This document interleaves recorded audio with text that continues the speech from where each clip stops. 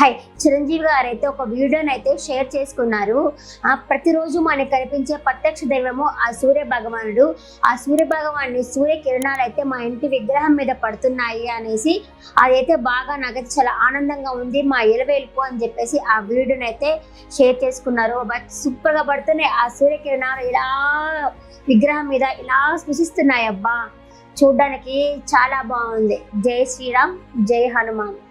శ్రీ హనుమత్ జయంతి సందర్భంగా మా పూజా మందిరంలో జరుగుతున్న ఒక విశేషాన్ని మీతో పంచుకోవాలని ఈ వీడియో చేస్తున్నాం.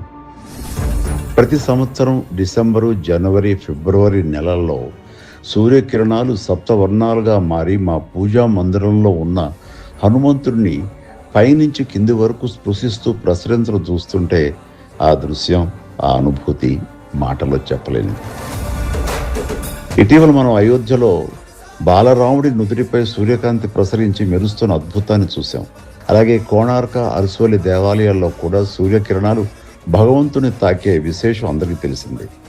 అలాంటి దైవానుభూతి మా ఇంట్లోనూ ఆంజనేయుని స్పృశించటం, అది మా పూర్వజన్మ సుకృతంగా భావిస్తున్నాం. ఈ పవిత్రమైన హనుమత్ జయంతి సందర్భంగా అందరికీ హృదయపూర్వక శుభాకాంక్షలు.